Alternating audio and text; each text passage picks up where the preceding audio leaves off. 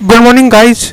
इससे पहले वाला इसके चैप्टर का हमने इससे पहले एक पार्ट देख लिया था और ये हमारा सेकंड पार्ट है जिसमें हम टॉपिक कवर करने वाले हैं फोर्थ नंबर से आगे। हमारा जो अभी का पहला टॉपिक होगा वो है final goods and intermediate goods. ये दोनों क्या होते हैं और कैसे इनको डिफाइन किया गया है इकोनॉमिक्स में, वो हम समझते हैं।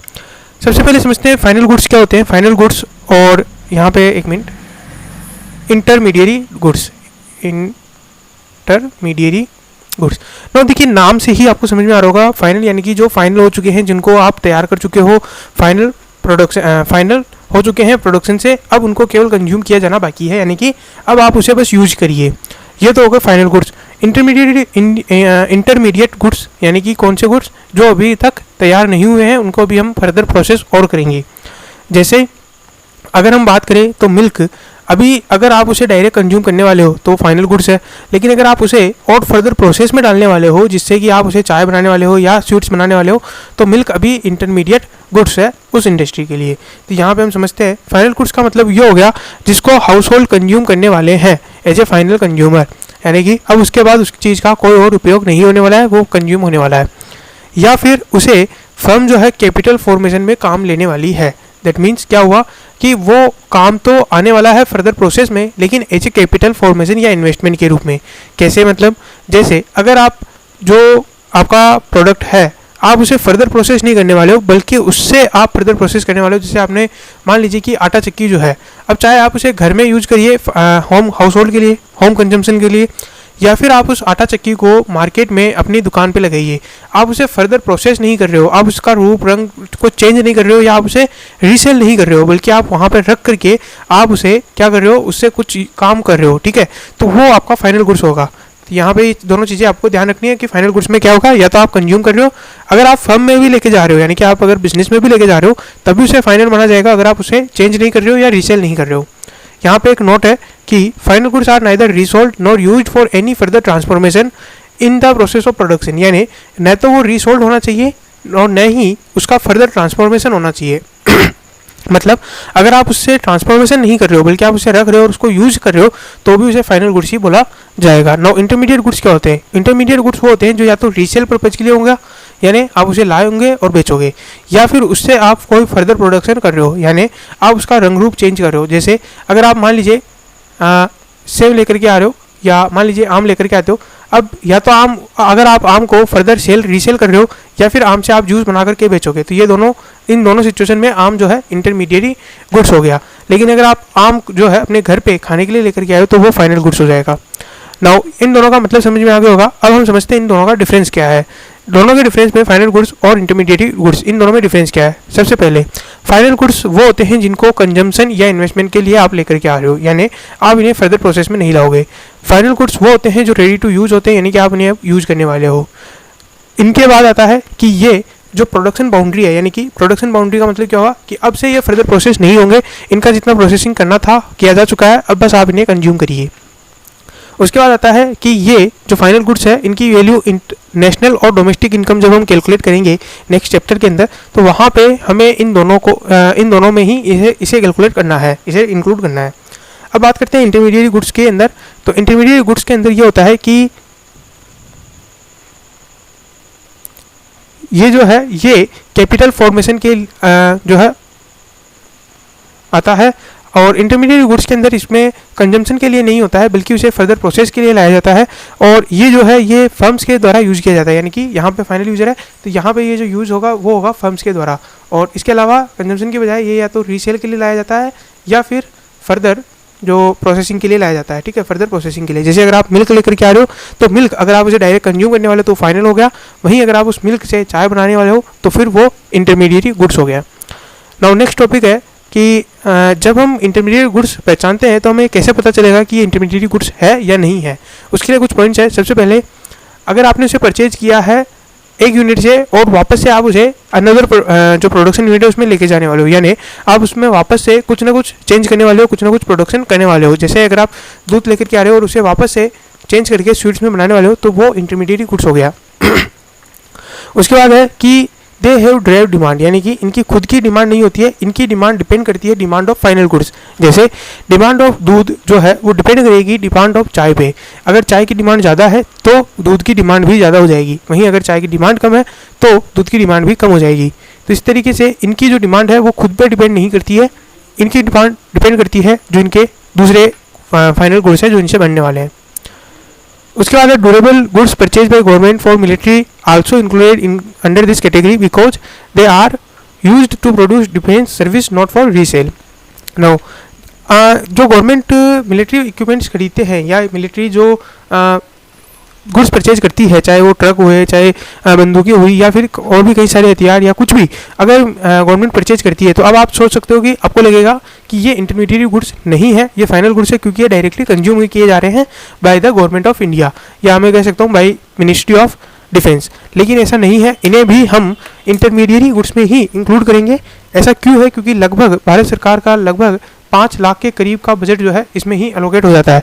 अगर हम इसको इंक्लूड नहीं करेंगे तो इससे 2 नुकसान हो जाएंगे। पहला कि 5 लाख जो है वो हमारा जीडीपी में से सीधा सीधा निकल जाएगा, तो इसीलिए इसको भी फाइनल इंटरमीडिएट गुड्स में निकाला लिया जाता है और ये माना जाता है कि ये डिफेंस सर्विस प्रोड्यूस करने में काम आ रही है। उसके बाद आता है value of intermediate goods are merge with value of final goods, यानी वैल्यू ऑफ इंटरमीडिएट गुड्स को अलग से नहीं निकाला जाता है, उन्हें हम फाइनल गुड्स की वैल्यू में ही निकाल लेते हैं। जैसे अगर मैं कहूँ कि एक जो लीटर है उस दूध की कीमत है 50 रुपये, वहीं 1 लीटर चाय की कीमत मान लीजिए 200 रुपये है, तो यहाँ पे ये जो 50 रुपये है दूध की कीमत वो इन 200 में ही इंक्लूड हो गई है। हम ऐसा नहीं कहेंगे कि चाय की कीमत 200 है प्लस 50 रुपये जो हमने दूध यूज लिया था उसके अलग से, ऐसा नहीं होता है, 200 रुपये में ही इंक्लूड किया जाता है। तो ये आपको समझ में आ गया होगा।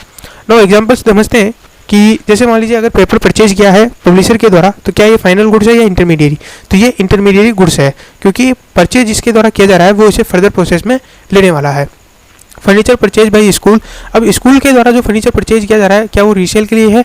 नहीं। क्या वो फर्दर प्रोडक्शन के लिए है? नहीं, वो उसे यूज करेगा। अब भले ही वो इसे यूज किसी भी तरीके से करे, चाहे उससे पैसा आए या नहीं आए, चाहे वो उसे होम कंजम्पशन ले या फिर उसे बिजनेस में ले, लेकिन वो उसे यूज लेने वाला है, तो इसे हम क्या बोलेंगे? Final goods. उसके बाद है purchase of rice by grocery shop, क्योंकि वो उसे रीसेल के लिए लेगा, तो ये क्या हो गया? इंटरमीडिएट गुड्स हो गया। उसके बाद आते हैं कोल यूज बाय मैन्युफैक्चरिंग फर्म, तो मैन्युफैक्चरिंग फर्म उस कोल को यूज करेगी जिससे और आगे फर्दर प्रोडक्शन होगा कोल को वो, तो ये भी क्या हो गया? इंटरमीडिएट गुड्स हो गया। Mobile set purchase by mobile dealer, तो इसे रीसेल करेगा इसलिए इंटरमीडिएट गुड्स हो गया। प्रिंटर परचेज बाय ये लॉयर, तो ये इसे अपने फर्म में यूज करेगा, इसको रीसेल के लिए नहीं लाया है, तो इसे हम क्या करेंगे? फाइनल गुड्स में क्लासीफाई करेंगे। Wheat use for flour mill by A flour mill, तो जो गेहूँ है उसका फ्लोर मिल में अंदर जो है प्रोडक्शन में चेंज हो जाएगा, उसका जो क्वालिटी है उसकी जो एसेंशियल करेक्टर है वो चेंज हो जाएंगे, तो यहाँ पे इसे हम इंटरमीडिएट गुड्स है। वहीं अगर हम इसे आटा चक्की की जो मशीन है उसे हम फाइनल गुड्स मानते हैं यहाँ पे। फिर है रेफ्रिजरेटर इंस्टॉल बाई ऑफिस, ये हम फाइनल गुड्स में लेंगे। Sugar use by house hold, ये भी हम फाइनल गुड्स में लेंगे। तो यहाँ पे आपको क्लियर हुआ होगा कि कौन से फाइनल और कौन से इंटरमीडिएट है। नाउ नेक्स्ट टॉपिक हमारा consumption goods versus capital goods. अब हमने देखा कि जो फाइनल गुड्स है वो यहाँ पे आए थे। अब फाइनल गुड्स को फर्दर 2 पार्ट्स में क्लासीफाई किया गया है। फर्स्ट इज कंजम्पशन गुड्स और second one is capital goods. अब कंजम्पशन गुड्स क्या होते हैं और कैपिटल गुड्स क्या होते हैं?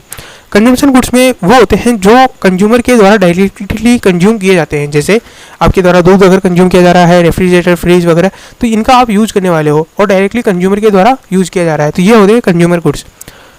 इसको फर्दर 4 पार्ट में क्लासीफाई किया जा सकता है, जैसे ड्यूरेबल गुड्स जैसे टीवी, मशीन, वॉशिंग मशीन वगैरह, जो कि लंबे समय तक चलने वाले हैं, मोर देन 1 साल से ज़्यादा इनकी लाइफ है।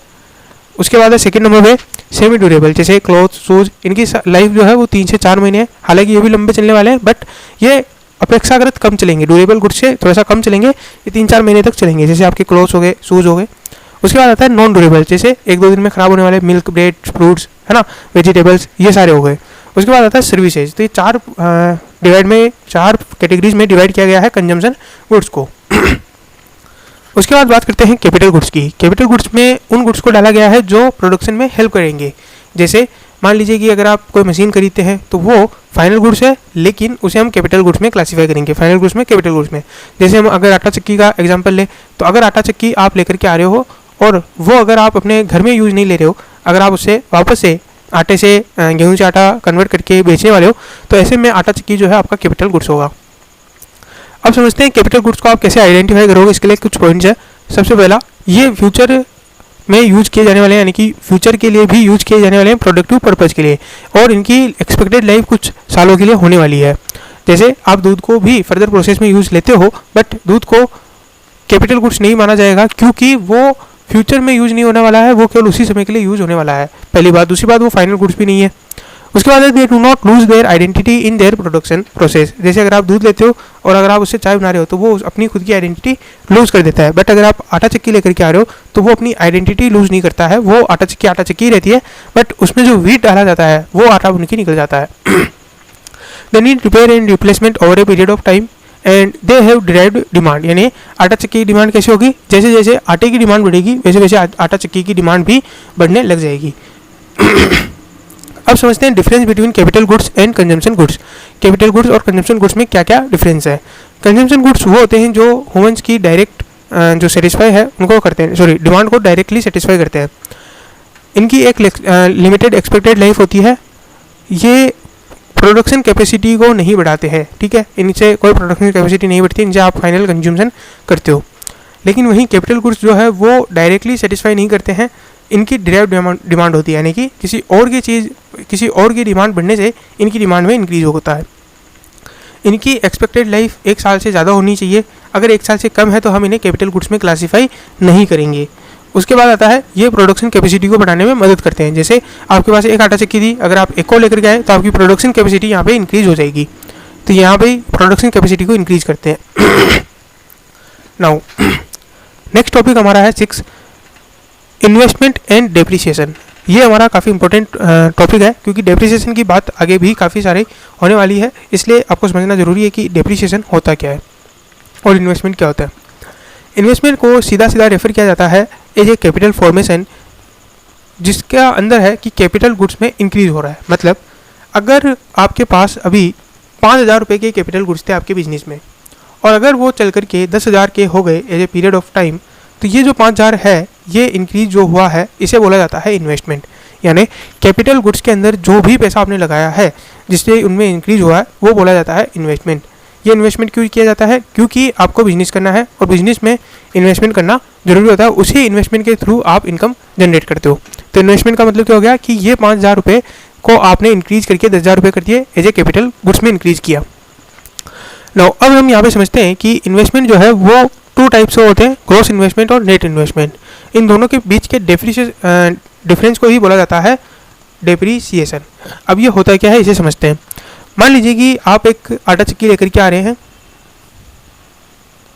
और यह आटा चक्की आपके आगे आने वाले 3 सालों में चलने वाली है, यानी हर साल ये चलेगी और 3 सालों तक ये चलेगी। 3 साल बाद इस आटा चक्की की वैल्यू 0 हो जाएगी। आज आप इसकी वैल्यू लेकर के आते हो 5,000। अब अगर आपको कहा जाए कि आपने अगर अकाउंटिंग पढ़ी है तो वहाँ पे भी डेप्रिसिएशन का यूज़ होता है, तो यहाँ पे अगर मैं आपको समझाऊँ सिंपल से, तो क्या ये 5,000 आपका इस साल का खर्चा है? आप कहोगे नहीं, क्योंकि ये 3 सालों तक चलने वाला है, यानी ये आज का पूरा इस साल का खर्चा नहीं है। अगर आप ऐसा करते हो तो आप अकाउंटिंग गलत कर रहे हो, यानी ये 3 सालों का खर्चा है। अब ये जो 3 सालों का खर्चा है तो इसे हर साल आपको थोड़ा थोड़ा डालना पड़ता है, ऐसा नहीं कि आप 1 साल में ही 5,000 डाल दो। अब आप कहोगे कि सर इस 5,000 को हम किस तरीके से एलोकेट करें, तो आप इसे एलोकेट कर सकते हो, या तो बराबर कर दो कि 3/3 कर दो और जो है बराबर बराबर अमाउंट डाल दो, वो निकल के आएगा 1667 एंड 1667। नाउ ये जो अमाउंट निकल के आ रहा है ये आपको हर साल इंक्रीज करना है, मतलब ये हर साल आपको प्रॉफिट एंड लॉस में डालना है। ये आपका एक तरीके का एक्सपेंडिचर हो गया, क्योंकि 5,000 रुपये आज इस साल लगा रहे हो, 3 साल तक ये 5,000 रुपये चलेंगे और उसके बाद इनकी वैल्यू हो जाएगी 0। तो ये कहलाता है डेप्रिसिएशन। क्या? 1667, क्योंकि आपकी जो कैपिटल गुड्स है इसमें डिक्रीज होता जाता है और इस वजह से आप क्या करते हो कि कुछ पार्ट जो है उसका रिड्यूस करते जाते हो कैपिटल गुड्स में से, तो वो कहलाता है डेप्रिसिएशन। इसके एक फॉर्मल डेफिनेशन क्या होती है कि fall in value of fix assets due to normal wear and tear, यानी कि आप उसे यूज़ कर रहे हो इस वजह से उसमें लॉस हो रहा है, या फिर टाइम गुजर जाने की वजह से लॉस हो रहा है। क्योंकि आज अगर आप कोई मोबाइल लेते हो तो 6 महीने बाद अगर आप उस मोबाइल को बेचने जाओगे तो उसकी वैल्यू थोड़ी सी डिक्रीज हो जाएगी, या फिर टेक्नोलॉजी में चेंज हो गया, जैसे ही आईफोन के अलग अलग वेरिएंट आते हैं वैसे वैसे पुराने वेरिएंट जो है उनकी वैल्यू डिक्रीज होती जाती है।